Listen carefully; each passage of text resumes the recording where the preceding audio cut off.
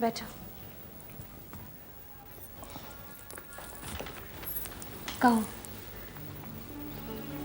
मेरी माँ खान साहब क्या मुलाजिम थी। कभी कभी उनका हाथ बटाने मैं भी वहां जाया करती थी। कुछ दिनों बाद मुझे ऐसा लगा कि लियाकत मुझ में दिलचस्पी लेने लगे हैं। जब मैं उनके कमरे की सफाई करने जाती तो वो जानबूझकर अपनी चीजें इधर उधर फेंक देते। एक दिन तो उन्होंने शीशे का गिलास उठाकर ही फेंक दिया। शीशे के टुकड़े उठाते उठाते मेरी उंगली कट गई। वो दौड़कर आए और मेरी उंगली अपने होठों में दबा ली। मेरे बिल्कुल नजदीक बैठे थे और कहने लगे, सलमा तुम बहुत खूबसूरत हो। जब उन्होंने ये कहा कि वो मुझ पर आशिक हो गए हैं तो मैं बेबस हो गई और वो गुनाह कर बैठी जिसकी सजा आज तक भुगत रही हूं। लियाकत ने शादी की बात नहीं की? हर रोज करते थे। झूठी कस्में, झूठे वादे। फिर एक दिन लियाकत की अम्मी ने हमें रंगे हाथों पकड़ लिया। उन्होंने मुझे बहुत मारा, बहुत भला बुरा कहा।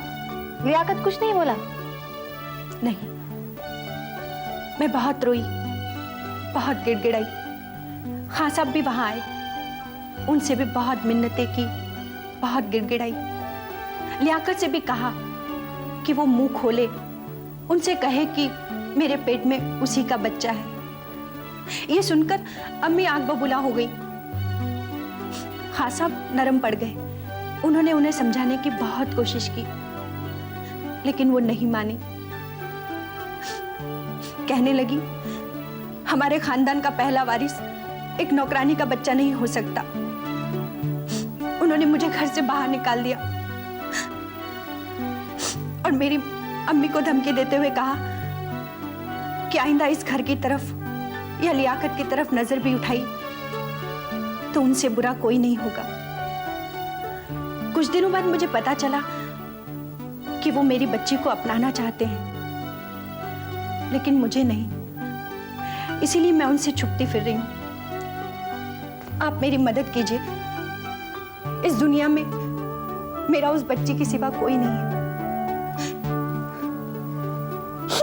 मेरी मदद कीजिए।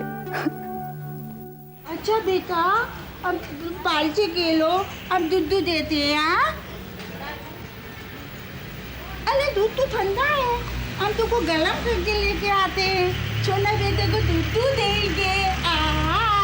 ये तो बाल से खेलो, तो पकड़ लो। हाँ बेटा, बाल से खेलो। वो मम्मी ले। हाँ आते हैं।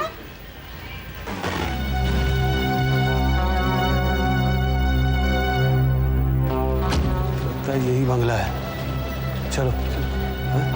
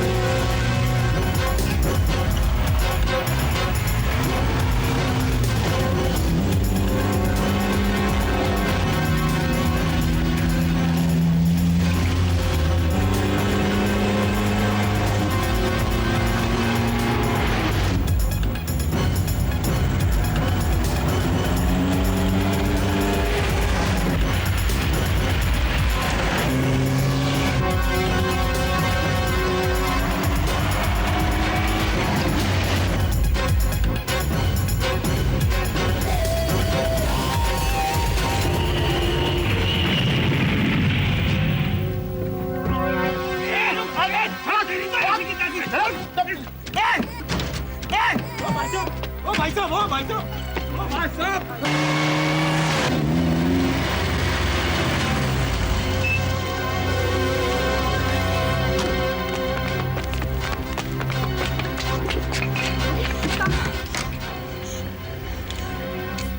करीम का अभी तक फोन नहीं आया कि उसने काम पूरा किया है या नहीं। खान साहब, दिव्यानी का बेटा। अरे कमबख्तो, इस सपोले को यहाँ क्यों ले आए? मैंने तो कहा था कि शिवड़ी के गोदाम में ले जाओ इसे। टैक्सी का एक्सीडेंट हो गया और ड्राइवर करीम दूसरी तरफ भाग गया। आपने उसे ही बताया था कि इसे कहाँ ले जाना है, वो हमें बताए बगैर ही गायब हो गया। तुम नालायक हो, नामाकूल हो। हेलो, कौन? तुम्हारी मौत। लाओ इस सपोले को यहाँ। सुन लो अपने बेटे की मौत की आवाज। उसकी मौत भी तुम्हारी ही मौत है खान। उसकी गर्दन इस वक्त मेरे हाथ में है। अगर तूने हमारी बात नहीं मानी तो मैं उसका गला दबा दूंगा। फौरन दबा दो, लेकिन इस बात का ध्यान रहे कि कहीं ऐसा ना हो कि गला तुम उसका दबाओ और दम तुम्हारा निकल जाए, चोट उसे लगे और दर्द तुम्हें होने लगे। दर्द तो मुझे तेरा गला दबाने से भी नहीं होगा। अगर अपने बेटे की सलामती चाहती है तो मेरी बात मान ले। कैसी बात? फौरन मेरे पास आओ और आज तक जो तुमने करतूतें की हैं मेरे पांव पे अपना सर रख के माफी मांगो और वादा करो कि दोबारा ऐसी कोई हरकत नहीं करोगी तो मैं तुम्हें और तुम्हारे बेटे को माफ कर दूंगा। माजिद खान, अगर ये बच्चा मेरा भी होता तो भी मैं तुम्हारी इस बात पे थूक देती। क्या मतलब? ये सपोला तेरा बच्चा नहीं है क्या? नहीं अब्बा, अब्बा नहीं, अब्बा, अब्बा नहीं, अब्बा। ये मेरी बेटी नगमा है, आपके बेटे की बेटी, आपकी पोती है, आपका अपना खून है अब्बा, आपका अपना खून। जवाब मिल गया खान? अपने खून की बूंद उड़ेलने का जिगर है तो लो उसकी जान, दबाओ उसका गला। खामोश क्यों हो गए? इसलिए कि अपना खून खून है, औरों का खून पानी है। सलमा, सलमा बेटी, मैंने अपने गुनाहों की बहुत सजा भुगत ली है। बेटी मुझे माफ कर दो, हमने तुम्हें कबूल किया बेटी। अम्मी। हाँ बेटी, इसे अपने किए थे बहुत पछतावा है। ना ना, मेरी पोती मुझे दे दे, मुझे दे दे। मेरी नन्ही मुन्नी, मेरी लियाकत की निशानी है ये। या अल्लाह, तेरा लाख लाख शुक्र है कि इस गुनाह अजीम से तूने मुझे बचा लिया। मंगल, जा लियाकत को ये खुशखबरी दे दे। जा जल्दी जा, जल्दी जा।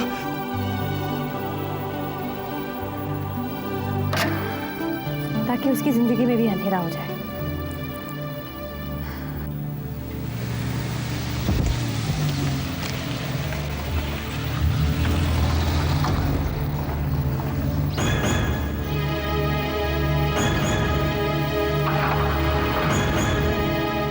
लियाकत, आओ मंगल आओ। क्या खबर लाए हो? मेरे बाहर जाने का इंतजाम हुआ? बाहर जाने का नहीं, ऊपर जाने का इंतजाम हो गया है।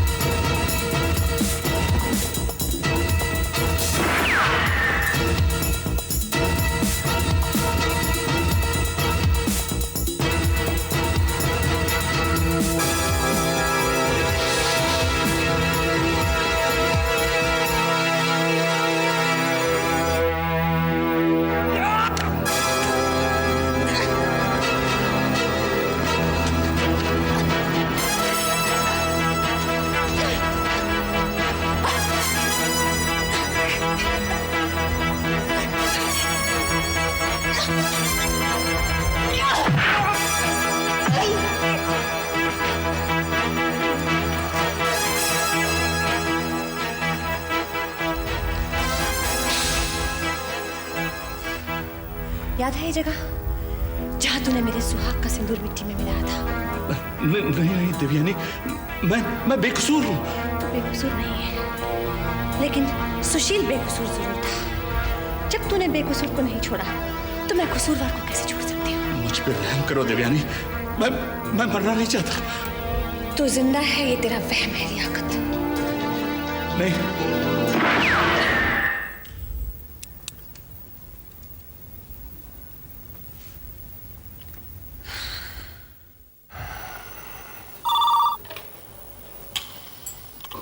हेलो, कौन है? एक ऐसी आवाज जिसे जब जब सुनोगे कांप जाओगे। देवयानी, नशा करने लगी हो क्या?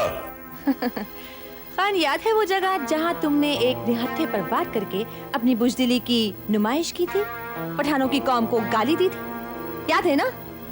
अगर नहीं भूले हो तो वहाँ जाओ एक कफन लेकर अपने बेटे के लिए। मंगल, मंगल! खान साहब, मंगल तो अभी तक वापस नहीं आया। वापस नहीं आया।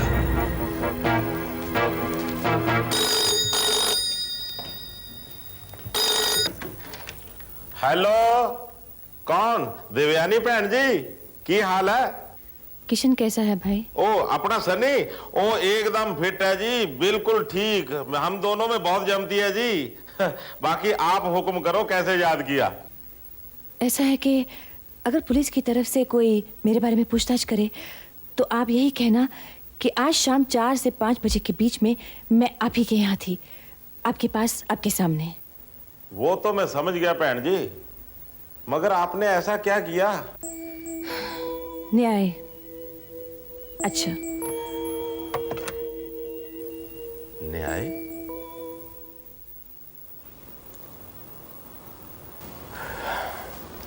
देवयानी, तुम यहाँ कुर्सी पर बैठे बैठे क्या कर रहे हो संजय?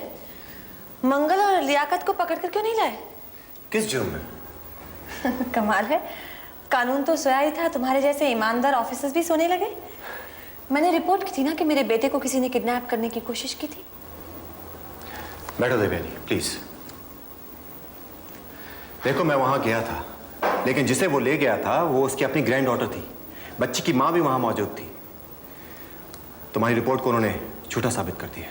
संजय, जिसे उसके आदमी उठाकर ले गए थे वो उस खानदान की औलाद थी, ये सच है, लेकिन बदमाश आए मेरे बेटे को उठाने के लिए थे, गलती से उसे उठाकर ले गए।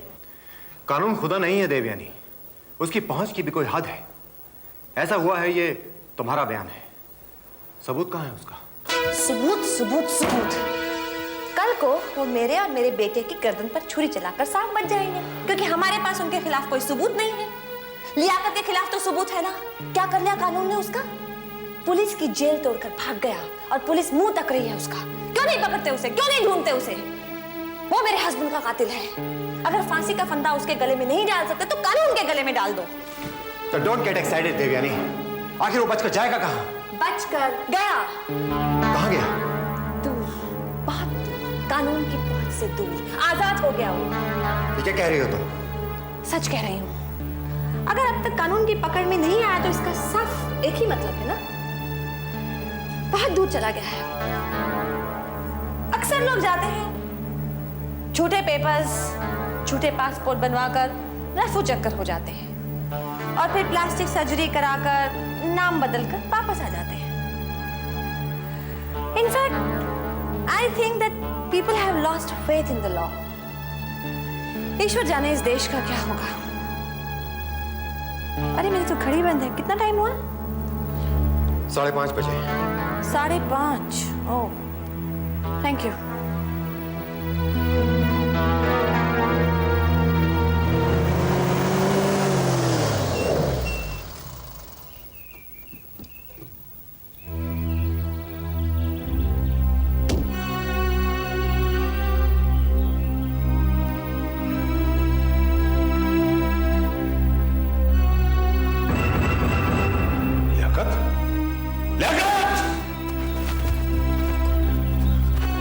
लियाकत, लियाकत, मेरे बेटे। देवयानी, देवयानी।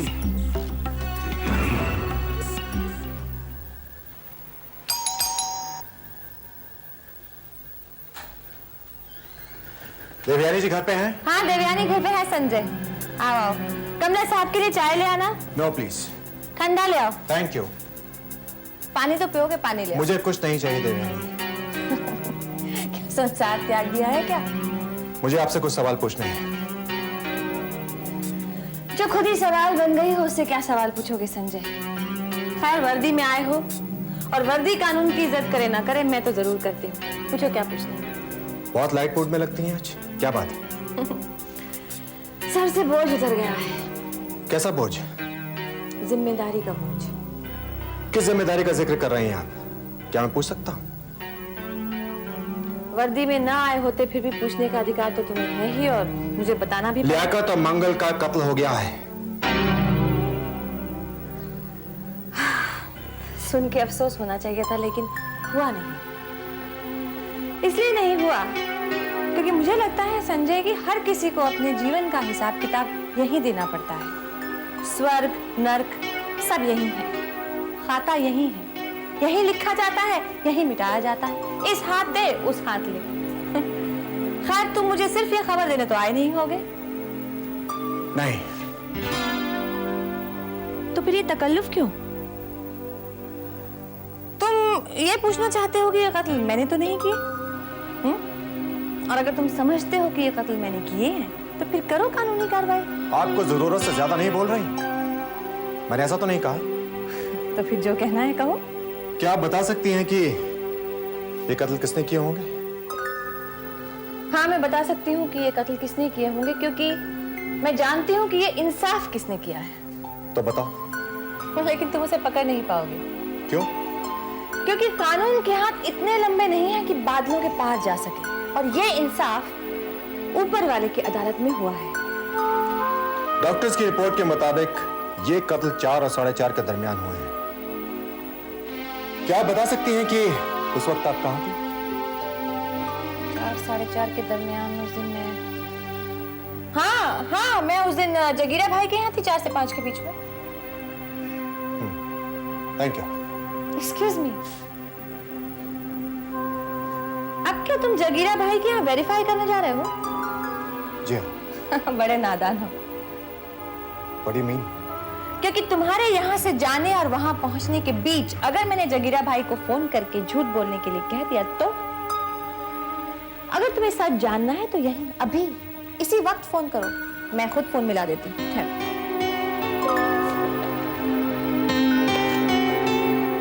अब आप खुद बात कर लीजिए।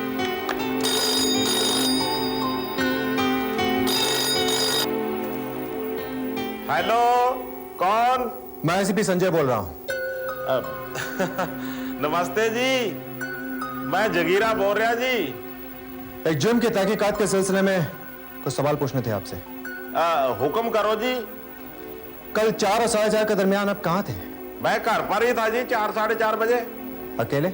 नहीं जी, मेरे साथ वो छोटा बच्चा था, चांद जैसा नन्ना मुन्ना। बस। बस का मतलब जी? मेरा मतलब है कि सिवाय बच्चे का कोई और भी था साथ में? हाँ जी। कौन? मेरी बहन देवयानी जी। कितने बजे आई थी वो? बाजी, मेरे आने के थोड़ी देर बाद आई और काफी देर तक रही और फिर चाय पीकर चली गई। कितने बजे गई थी? यही कोई 5 बजे गई जी वो। एग्जैक्ट टाइम कैसे मालूम है तुम्हें? जब आप हमारे गरीब खाने पे आएंगे ना जी, तब आपको पता चल जाएगा सब कुछ के मेरे को टाइम कैसे पता है जी। मतलब ये जी, हमारे घर में घुसते ही आप देखेंगे कि सामने वाली दीवार पे हमारा एक खानदानी कड़ियाल लटका हुआ है जी। वो हर घंटे बाद बजता रहता है। जब 5 बजे का घंटा बजा तो देवयानी बहन बोली कि मैं चलती हूँ। मैंने कहा अच्छा बहन जी आप जाओ। तो वो 5 बजे गई, इसलिए याद है जी। और कुछ?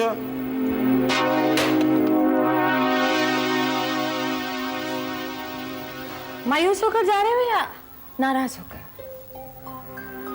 फिक्र मत करो, एक दिन मैं खुद तुम्हारी मदद करूंगी, कातिल को तुम्हारे सामने लाके खड़ा करूंगी। I beg your pardon.